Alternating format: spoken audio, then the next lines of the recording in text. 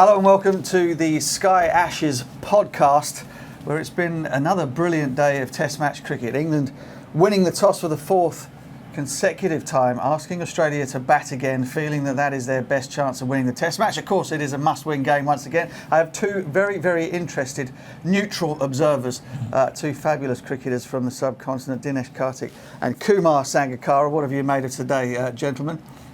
Oh, well, for a start, Bazball did Bazball things, choosing to bowl first in Manchester. Never has happened before, so that was the start. Or at least nobody's won doing it before. But it's happened before, but nobody wins doing it. So they've started on a note which is probably not great, but they did a good job. I think up front, Australia took it away in the first session, but the way they've pulled it back has been really good to watch. They bowled tight, they bowled some good deliveries, made sure the pressure was held on for long periods of time, and they got 7 wickets so far as we speak, so they've done a good job.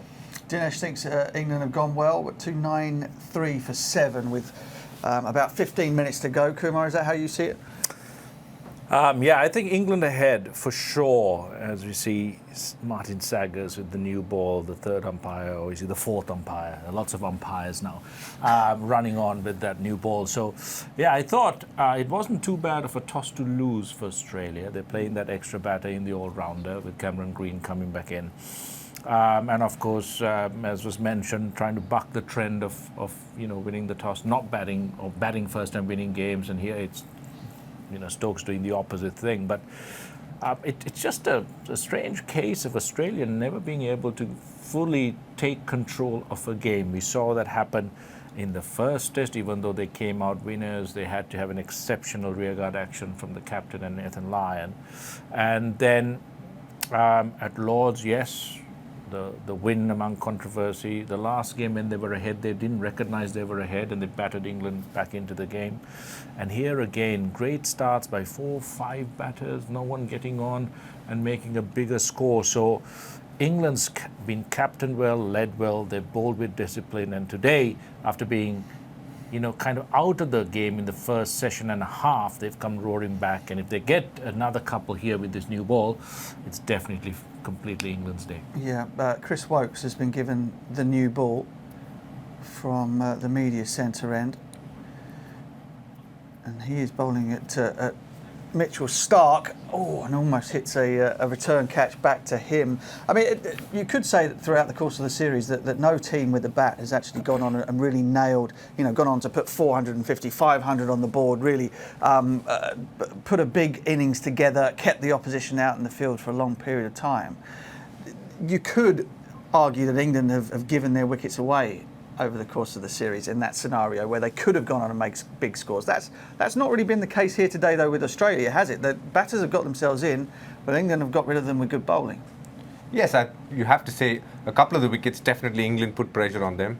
But Marnus Labuschagne played a soft shot, you would think. Mm-hmm. For the way he was batting. Travis Head took an option which was not the best one at that point of time. But when you're playing against an attack which is bowling you a lot of bouncers, the only scoring option becomes pull and hook shot. So if you do get it wrong, there's a chance that you could get out. But having said that, you rightly pointed out saying England also have bowled really well. They, in many ways, didn't let the game drift. And I thought Mark Taylor made a beautiful point. For some time in this game, in the last decade, there's been a case in point where a batsman gets to 50, he kind of walks his way to 100 a lot of the times. But this England attack, led by Stokes as a captain, I think what they've done really well is consistently keep pressure. So as a batter, you need to do something special to get 100, and that has been good to watch. Yes, I think England is a place where bowlers tend to dominate a little more with the upright Duke seam and the quality of, if the conditions support you, even better. But it's been good to watch that bowlers have come back at different points of time in this game, and that's one of the good parts about Test cricket. You don't want to give away the hundreds that easily.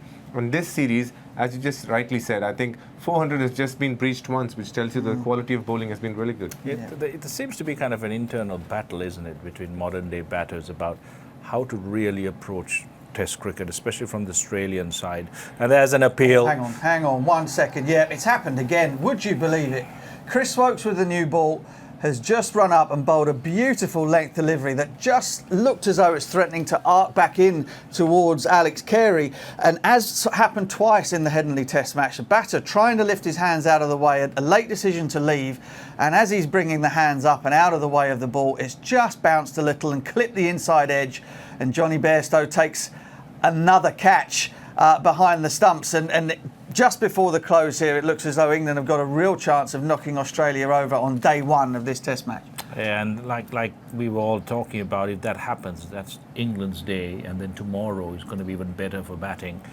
But this is another example of the muddled thinking. Carey was trying to shield Mitchell Starc from the strike. They missed quite a few runs. And that's not the right thing to do for me in this situation, especially with the new ball. Runs matter in your first innings. You're not trying to save a game here or farm the strike. If you are trying to farm the strike, you've got to be aggressive and score. Here, Carey was caught in two minds. Let the side down with not being able to accumulate. Even 5, 6, 7, 8, 10 runs really matter, especially in the context of the series and the style of play that we've seen.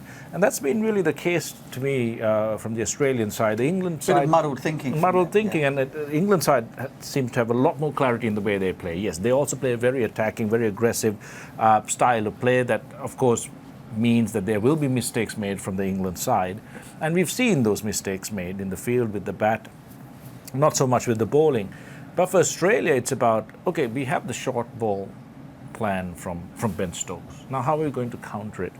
You'll have to wear a few on the body, as we've seen. You'll have to pick and choose wisely. You can be aggressive and pick your areas when to play it. You've got to be ready to play it to be in the best positions for the short ball. But at the end of the day, you can really sustain it through 2 sessions of play, the first and the second, before the bowlers really tire. And you've got to be able to play and grind that period of play out. The real dangers of Mark Wood with a short ball, perhaps Broad. Vokes and Anderson, as we've seen, aren't as dangerous. Vokes is brilliant when he's bowling, searching on that good length, fuller length. He's taken 4 wickets for 51. Exceptional performance. So when you have this two-pronged threat of the short ball from Broad and Wood especially, weather the storm. You don't really have to play. See if you can really grind them down and play that time as well as runs. And Australia haven't been able to do that as well as they should have, even having grown up on bouncy wickets playing the short balls. And that's a major reason why England's on the ascendancy, especially after their win in the last game. Well, Chris Woakes celebrates the end of another successful over. He's got Stuart Broad for company. Now, what about Stuart Broad then? What a special day for him. During the course of play today, he dismissed Travis Head. He dismissed Usman Khawaja first up with the new ball for just 3 to take him to 599 Test match wickets. Had to wait a little while before getting Travis Head with that short ball caught on the hook to go to his 600th.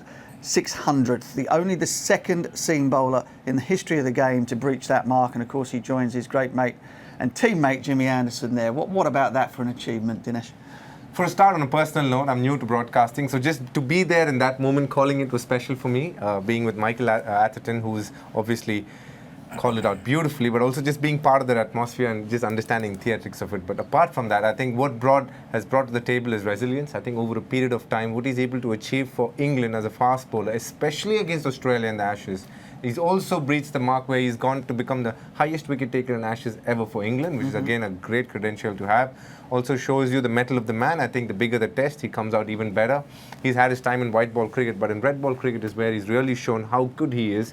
And when he's in the middle of a good spell, he can be one of those bowlers that is really hard to play because he hoops the ball back into the right-hander, and to the left-hander has found this skill where he's able to do it from around the wicket, and he's troubled left-handers around the globe in the recent past. And he's a special bowler, and he's a pantomime villain in Australia. I think they go after him quite a bit. But having said all that, I think what comes through shining is the fact that he's been around for 17 years now, kept the same amount of deliveries in terms of the volume he bowls, but the pace hasn't reduced. And for me, that is a special skill to have. He's probably got a couple of inches shorter as well, running up and down and bowling these long spells. Kumar, you played with one of the man at the top of the list in Matthias Muralidharan. I mean, obviously the skill and the extraordinary control that he had was legendary for all to see. But what people don't understand or don't get is the sort of the mental skill and toughness that there has to be to go out there day after day after day and keep performing. Can you just paint the picture of what that's like? And not just performing, but training. Yeah. That takes a huge amount out of you. All the warm-ups, all the times you have to bowl at practice. I remember when I first started, and I've told this story before where I used to watch Murali bowl 1 hour, 2 hours in the nets, and the coach will have to go and just grab the ball off him and say, "Can you please stop?" And I used to ask him, "Why are you bowling so much, so many overs at training? Just leave it for the game because you're already 400, 500, 600 wickets in." And he looked at me and said, "Well, that's not really. I don't care about the amount of wickets or the turn or the variations that I have. The one thing I need to be dead sure before I go into a game is that I can run in with my eyes closed and bowl a ball and it pitches exactly where I want it to pitch. If I don't have that, everything else doesn't matter." So the amount of times he had to work through his entire career to keep that accuracy and keep that pressure on the batsman was immense. And then mentally going through what he did with being called for his action, injuries along the way, not having huge amount of support from the other end until Rangan Herath came towards the back end of his career. Chamin the Vast was brilliant in support, but not much else. So he had to bowl to the entire contingent of opposition batters in any condition, whether it's day 1, day 4, day 5. So the constant innovation, the constant drive to succeed. I mean, he used to go into the bathroom and throw up before games. Or used to get an upset stomach because so excited to play and to be that fresh even at the end of the career is incredible. I remember calling him in his last series. He was 8 shy of 800 playing India, and I was captaining, and we called him into the selectors meeting and said, "Listen, you need 8 wickets. We want you to get the 8 wickets. So if you can play the first one and go, if you don't get your 8 wickets, take a break the second one and tell us when you want to play. You can come back and finish it off." He looked at us and he said, "No, that's fine. I've challenged myself to play this one game, and I know if I get my 8 wickets, it's not about the 800, you're going to win. So I want to get the 8 wickets and I want to win. If I don't get it, so be it." And that was a measure of the man. It's the same with Stuart Broad. It's about lifting yourself up for this massive effort to win the Ashes and really wanting to do it, not for the 600 number, which is an achievement along the way of helping your side win. And that is entirely Stuart Broad, isn't it? It seems to be that the Ashes is the thing that floats his boat the most as a professional cricketer, and most of his stunning performances, spells have come in Ashes cricket, and he goes down in folklore as one of the greatest. He and Jimmy Anderson with comfortably over 1,300 wickets between them. I mean, I think England have managed to put out a side in this Test match with the most combined wickets in the history of Test bowling attack, which gives you an idea about the longevity of Broad and, of course, Jimmy Anderson. Anderson wicketless at the moment. He has been given the new ball with Chris Wokes as we get into what we think will be the final over of the day. Gents, again, both of you being neutrals to this, how have you, Dinesh, how have you enjoyed watching the Ashes this series, and what has been the reaction to it back in cricket mad India? Look, for a start, I think this series has pretty much had it all. The drama, the theatrics. We speak about Mitchell Starc's catch, which was given not out, and we speak about Bairstow's stumping, which had so much. What was the overriding feeling in India about the stumping? Now, I'm guessing that in a country where they're very happy with the man card or running out the non-striker, that they were very happy with the stumping, right? Yes. He did a social media clip on it. Have you run out a batter like that? Yes, before? in domestic cricket once before, when the batter just left and just kept stood there, and I just removed the bails and. On your way, as you said. It's pretty sour at the moment as a batter, but I guess it's just not having awareness. And I think Bairstow deep down knows that he made a mistake because being a keeper, I'm sure he's attempted it a few times. And from what I hear, he's done it in the series as well. So, he knows. But beyond all that, I think this series has been literally toe-to-toe. Both teams have gone consistently at each other with a lot of skill. They've matched each other, and it's been very polarizing in the way they've played. The ultra-aggressive method that Baz bowlers opted with England. And on the other side, Pat Cummins has probably been the most defensive captain Australia has had in a long time, having a deep point and a deep square leg to start off a series. And that's how things have panned out. But for the moment, you have to say Australia having the upper hand with the scoreline being 2-1. But I think people in India have generally enjoyed watching this. The number of people who have watched it is a lot more than the usual number of people that watch the Ashes. which tells you a story in itself. Okay, yeah, I think that the style of cricket that England are trying to play and have played under Ben Stokes and Brendan McCullum has certainly got the interest of everybody in the UK. Now, obviously number one sport in India, cricket, but it's not so here in the UK. But I have never known, going around the country, going to the supermarket or whatever, people coming up and wanting to talk about this team, this series, this Ashes, and that can only be good for Test match cricket going forward. And we've had chats from, I think, Gareth Southgate talking about how Bazball has influenced him in his thinking. Wasn't there about Sir Nick Faldo putting with a bat? Ashes is, this particular Ashes is being followed because it is entertaining. It is riveting in terms of the passages of play. There are two competing philosophies of cricket: the Australian style of play, which they've adapted to try and counter the new style of play under Baz McCullum and Ben Stokes, and then England having that larger vision of entertaining and rejuvenating Test cricket and bringing the kids and the crowds back.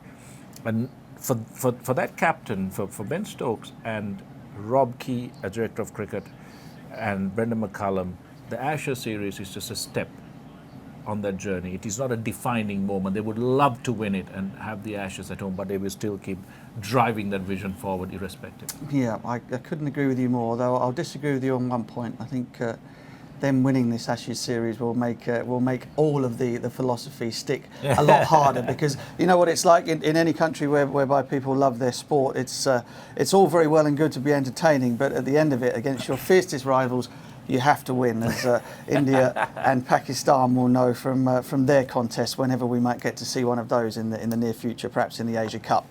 That is the end of the day's play. Another brilliant day in terms of cricket all round, but a good day for England, you think, on what looks like a very, very good surface here at Old Trafford.